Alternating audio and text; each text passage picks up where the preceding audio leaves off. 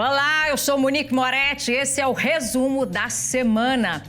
Representantes da Secretaria Municipal da Mulher, da Defensoria Pública e do Conselho Municipal de Medicina participaram na segunda-feira de uma audiência que abordou a violência sexual sofrida por mulheres durante atendimentos nas unidades públicas de saúde da cidade do Rio. Representantes da Secretaria Municipal da Mulher, da Defensoria Pública e do Conselho Municipal de Medicina participaram da discussão que pretende incrementar as políticas públicas de prevenção e de enfrentamento a crimes de violência contra as mulheres. A presidenta da Associação de Doulas do Rio de Janeiro mencionou um caso recente denunciado pelas redes sociais envolvendo estudantes de medicina do interior de São Paulo. Estudantes do curso de medicina da Unisa, Universidade de Santo Amaro, abaixaram seus shorts e simularam uma masturbação coletiva num jogo feminino do intermédio. No ano de 2022, como ela já falou, a gente teve 74.930 casos de violência sexual, de estupro. Quase 750, 749,3 casos de estupro em ambiente hospitalar. O município do Rio, para vocês terem noção, está registrado como o primeiro lugar nesse tipo de violência contra a mulher.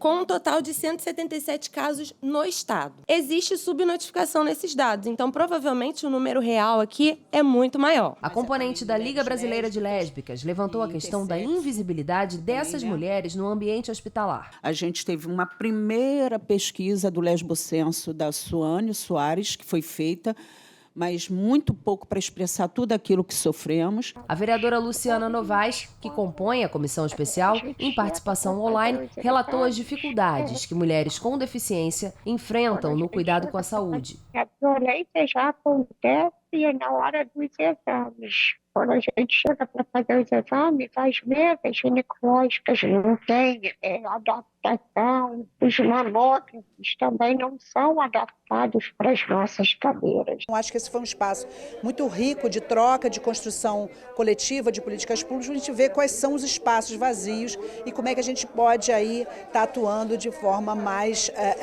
acolhedora para essas mulheres e também para a prevenção de futuras ocorrências de violência. Também na segunda-feira, a Câmara Municipal promoveu uma oficina para orientar os candidatos interessados em participar dos editais de cultura da Prefeitura do Rio. O evento contou com a presença de artistas locais, produtores culturais e muitos interessados em transformar suas ideias em realidade. Essa oficina vai capacitar essas pessoas a elaborarem seus projetos. Ronaldo trabalha com teatro há 28 anos. Já é a quarta oficina oferecida pela comissão de que ele participa. Aqui tem uma visão muito ligada à gestão. Isso é muito importante para a gente, que é agente cultural, e às vezes a gente fica muito numa bolha de fazer arte e tal e não entende como dialogar bem com a sociedade. Aqui faz essa ponte. Durante o evento, os alunos puderam aprender sobre a estruturação de projetos e como preparar uma proposta para os editais culturais. Eu acho que quanto mais oficinas dessa tiver, mais as pessoas vão se capacitar para poder entrar nos editais. Os desafios da revitalização da Avenida Brasil foram discutidos na terça-feira pela Comissão da Câmara de Vereadores, criada para discutir o tema. O foco da reunião desta terça-feira foi a revitalização da área por meio de estímulos de novos empreendimentos e moradias. O subsecretário Tiago Ramos Dias ressaltou a importância da Prefeitura de enviar projetos de incentivos fiscais para a via. Basicamente, para o incentivo à construção de moradia particular, era dar um bônus dentro desse corredor para os empreendimentos que fossem de interesse social. Antônio Correia trouxe à discussão a questão da análise dos parâmetros urbanos para a qualificação da área. Toda a legislação, quando ela incentiva, ela normalmente aumenta os parâmetros para aquele local. Ali, para nós, é interessante porque você colocando um BRT naquele local, você já tem naturalmente a tendência a você ter uma densificação. Então, o aumento dos parâmetros é importante por isso. A gente entendeu que há uma série de incentivos que podem ser feitos, que podem ser dados, para que atraiam os investidores. Também na terça-feira, uma audiência pública reuniu representantes dos servidores do Preve Rio e vereadores no plenário da Câmara Municipal. Em pauta, o déficit estimado em 35 bilhões de reais e o desmonte da Previdência dos servidores municipais. O vereador Paulo Pinheiro lembrou que Previdência é um direito. Previdência não é favor. Previdência não é Bolsa Família. Para Ulisses Silva, do Conselho de Administração do PrevRio, o Instituto deve ter autonomia política garantida. A gente precisa garantir que o Conselho de Administração seja, no mínimo, paritário. O Instituto de Previdência e Assistência do município do Rio de Janeiro apresenta um déficit estimado em 35 bilhões de reais. Com o que arrecada, o Instituto, ainda assim, não conseguiria pagar aposentadorias e pensões. Esse não é um déficit financeiro, ele é um déficit atuarial. Um déficit atuarial, ele vamos dizer, é uma coisa que reflete hoje o andamento futuro, né? Porque ele projeta a aposentadoria dos ativos, a pensão dos que hoje estão ativos. Tá, então, só esclarecer que isso não é um déficit financeiro. Servente há 30 anos, Cristina teme não conseguir se aposentar. Será que eu vou, como muitos colegas, ter condição de aposentar? O fundo hoje também tem um descasamento entre receita e despesa, que é da ordem de mais ou menos 1 bilhão. Ou seja, ele arrecada 1 bilhão a menos do que ele gasta com aposentadorias e pensões. Ainda na terça-feira, a Comissão de Defesa da Mulher discutiu os atendimentos a gestantes em situação de vulnerabilidade. A secretária municipal de Políticas e Promoção da Mulher, Joyce Trindade, foi convidada a detalhar o projeto, que tem o objetivo de atender prioritariamente gestantes negras, indígenas ou migrantes, carentes e assistidas pelo programa Cegonha Carioca. O programa Gerando o Futuro foi implementado pela Prefeitura esse ano e atende em caráter experimental 65 jovens a partir dos 15 anos, em 3 unidades de apoio à mulher, nos bairros de Madureira, Realengo e Gamboa. As gestantes têm acesso a práticas educativas, recebem apoio psicossocial, bolsa auxílio de R$ 400 e auxílio passagem. A Prefeitura acredita que a aprovação pela Câmara também contribuirá para a redução dos índices de violência contra a mulher e de mortalidade materna aqui na cidade. É uma política pública piloto, ou seja, estamos no processo mesmo de desenho dessa política para assim ela ser maior exitosa ao longo do processo da nossa cidade do Rio de Janeiro. Há chance de que o Gerando o Futuro seja votado em plenário ainda este ano. O compromisso da secretária é em absorver esses pontos que a gente debateu para que o projeto retorne com um escopo mais delineado, com um escopo mais detalhado. Na sessão de terça-feira, o parlamento aprovou, em primeira discussão, a contratação de um empréstimo para a prefeitura. O crédito do BNDES será usado para obras de mobilidade urbana em Campo Grande, na zona oeste do Rio. Os recursos serão aplicados na construção do anel viário de Campo Grande. O bairro tem cerca de 320 mil habitantes e é um dos maiores da zona oeste do Rio. Quando nós vamos olhar a taxa de juros apresentada pela secretária na última reunião, 7% mais a inflação. Quando nós vamos olhar o que está sendo captado no mercado, está muito próximo a isso. Não acredito que o prefeito, ou não acredito que qualquer ser humano vai tirar uma casa daqui e jogar lá fora. Ninguém vai ficar sem moradia. O projeto, aprovado em primeira discussão por 35 votos favoráveis e 4 contrários, retornará em segunda discussão. Agora presta atenção nisso. Uma pista de dança ao ar livre, bem no centro histórico do Rio. A festa, que aconteceu na quarta-feira, comemorou os 40 anos da primeira associação de DJs do planeta, a Discoterge. A homenagem foi proposta pelo vereador Alexandre Bessa.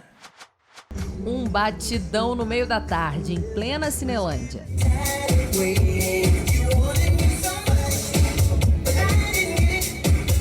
Bailão ao ar livre nas escadarias do Palácio Pedro Ernesto. DJs de vários estilos musicais se apresentaram de graça nesta quarta-feira. Tô curtindo, é bom. A festa foi pelos 40 anos da Discoterge, a primeira associação de DJs do mundo.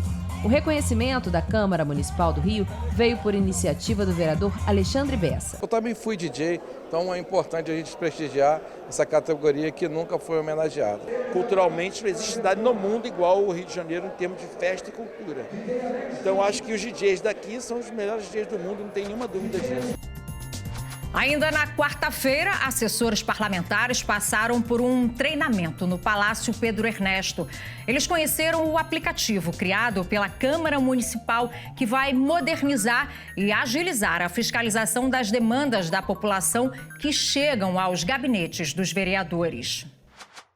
Esse aplicativo ele vem, em primeiro lugar, positivo para modernizar a nossa gestão, isso é muito importante, né? Organizada, a transparência interna para o gabinete, isso é muito bom. E também para a gente ter um controle maior sobre essas demandas que chegam e como a gente caminha para os órgãos da Prefeitura. O aplicativo permite adicionar fotos, descrição e geolocalização dos problemas encontrados nas ruas. O assessor que vai estar na rua, ele vai ter uma ferramenta poderosa ali que possibilita, né, que o gabinete consiga entender quantas são as demandas da rua. Na quinta-feira, uma audiência pública da Comissão Permanente de Transporte e Trânsito da Câmara discutiu o sumiço de linhas de ônibus, a falta de ar-condicionado e o sucateamento da frota. O presidente do Sindicato de Empresas de Ônibus da cidade do Rio de Janeiro reconheceu que transporte público é um dever do Estado garantido pela Constituição. Num contingente de 100 pessoas, 75 optam como primeira opção o modal ônibus. A preocupação nossa não é só para quem mora aqui, é para que as pessoas que vêm visitar o Rio de Janeiro, nós temos condições e qualificações para que a gente possa dar o melhor do transporte público sob ônibus. São mais de 2 milhões de passageiros transportados por dia por 3.500 coletivos em 22 mil viagens. 29 empresas atuam no setor em 4 consórcios. O presidente da Comissão Permanente de Transporte e Trânsito, Felipe Michel, ressaltou que as reclamações sobre o serviço e a frota de ônibus da cidade chegam diariamente à Câmara Municipal de Vereadores. Nós temos hoje 20% da frota, algo em torno entre 600 e 700 ônibus que não estão funcionando com o ar-condicionado. A secretária municipal de Transportes, Maína Celidônio, antecipou que não há previsão de reajuste das tarifas para o próximo ano e explicou que as medidas de punição impostas pela Prefeitura às empresas de ônibus que não cumprem os contratos foram impedidas por decisão judicial. Mais uma vez, por decisão judicial, a gente foi impedido de realmente cobrar ali de forma imediata uma melhor qualidade física dos ônibus, incluindo acessibilidade. Para o vice-presidente da comissão, Alexandre Bessa, a questão da mobilidade urbana tem urgência em ser resolvida. Se não tiver transporte, até mesmo a economia do Rio é prejudicada. A Comissão de Representação, que discute propostas de revitalização da Avenida Brasil, se reuniu mais uma vez na quinta-feira. Na pauta, a apresentação de sugestões para a votação do projeto do Plano Diretor. Na terceira reunião para discutir propostas de revitalização da Avenida Brasil, a presidente da Comissão de Representação sugeriu que a oportunidade seja aproveitada para atrair investimentos para a região. Tem coisas que são gritantes e que a gente precisa incluir, aproveitar que está com a mão na massa que tem essa obra. A gente está tendo a oportunidade de fazer um trabalho sobre uma via que é extremamente fundamental para o nosso processo de, não só de urbanização, mas de urbanidade da nossa cidade, considerando a perspectiva das pessoas. A comissão especial planeja incluir as sugestões apresentadas à votação do plano diretor, que deve acontecer até o final do ano e que vai determinar as diretrizes urbanas do Rio de Janeiro pela próxima década. O vereador Doutor Gilberto considera que não haverá tempo para isso. A Avenida Brasil é uma região muito complexa, mas muito complexa e de extrema importância. Quando a gente começa a pontuar, eu acho, presidente, que a gente está mitigando muito. A comissão vai percorrer a Avenida Brasil em vistoria na próxima quarta-feira. Um edital será aberto para que donos de fábricas de cervejarias artesanais possam se instalar na Rua da Carioca. A Rua da Cerveja, como vem sendo chamada, é o resultado de uma parceria entre a Câmara de Vereadores e a Prefeitura do Rio, anunciada na quinta-feira. As cervejarias, elas movimentam empregos, movimentam renda, elas ajudam na arrecadação dos impostos e dos tributos por parte dos municípios, dos estados. e a gente tem uma grande expectativa de que aquilo possa se tornar uma rota turística para a cidade do Rio, especialmente no centro. Vai ser uma referência para o turismo dessa cidade, mais uma referência. Pelos cálculos da Secretaria Municipal de Desenvolvimento Econômico, Inovação e Simplificação, a Rua da Cerveja deve movimentar 222 milhões de reais em 4 anos e criar 500 novos postos de trabalho. A Prefeitura do Rio lançou o projeto Reviver Rua da Carioca, no Palácio da Cidade.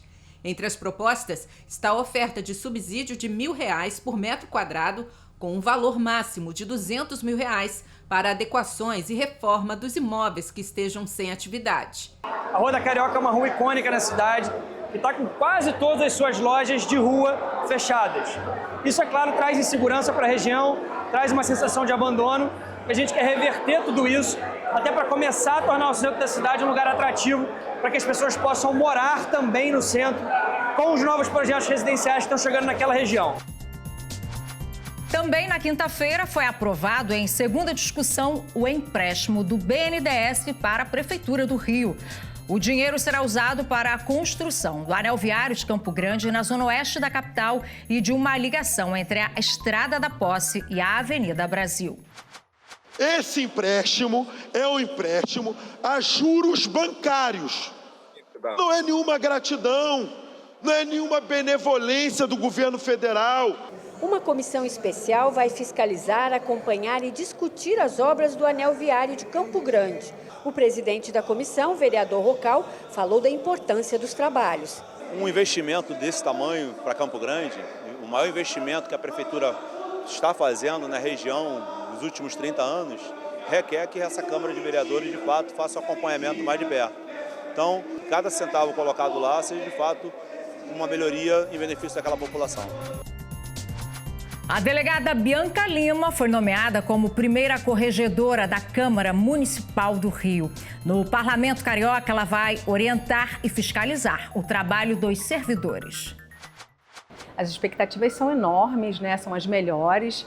E, primeiramente, eu gostaria de agradecer a confiança que me foi depositada, tanto pela Secretaria de Polícia Civil, que indicou meu nome para um cargo tão importante, né, como é o cargo de corregedora na Câmara dos Vereadores.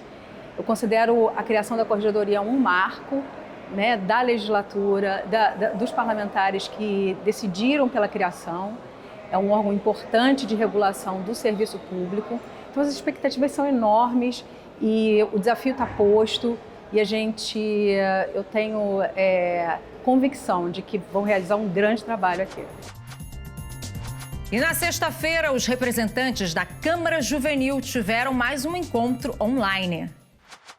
Na aula online da Câmara Juvenil desta sexta-feira, os vereadores começaram a elaborar os 4 projetos de lei em que vêm trabalhando. Um sobre Maio Laranja, um mês de ações de prevenção e de combate ao abuso e à exploração sexual de crianças e adolescentes, um de estímulo à leitura nas escolas públicas do município e pela criação e atividades relacionadas ao Dia da Câmara Juvenil no calendário oficial da cidade.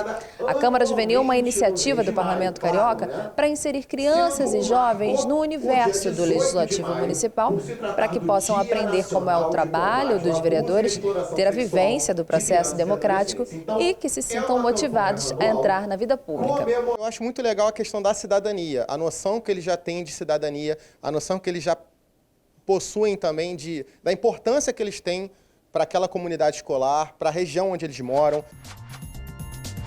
Ainda na sexta-feira, a Comissão da Pessoa com Deficiência da Câmara Municipal promoveu um debate público para ouvir as demandas dos cariocas sobre inclusão social.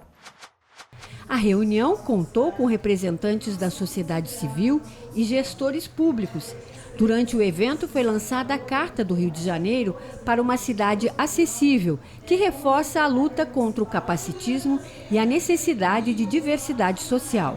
Em entrevista ao vivo no CRN1 desta sexta-feira, a vereadora Luciana Novaes falou sobre a importância do Dia Nacional de Luta da Pessoa com Deficiência. A luta não é só nossa, que passamos pela deficiência. A luta é de toda a sociedade. E vamos ver quem foi homenageado nesta semana pelo Parlamento Carioca. Na segunda-feira, o vereador professor Célio Luparelli homenageou 34 pessoas com mérito veterinário. No mesmo dia, houve uma sessão solene de entrega da placa de homenagem, agradecimento e reconhecimento ao servidor público municipal Davi Bezerra Lessa, por indicação da vereadora Rosa Fernandes. Ainda na segunda-feira, o vereador Felipe Michel entregou moções a profissionais de educação física e o título de mérito esportivo Hélio Gracie a Rogério Silva de Melo, presidente do Conselho de Educação Física. Na terça-feira, a Câmara Municipal homenageou duas profissionais da área de educação, Joseci Andrade Brilhantino e Tânia Maria de Souza Bendas. Elas receberam o conjunto de medalhas de mérito Pedro Ernesto por iniciativa do vereador professor Célio Luparelli.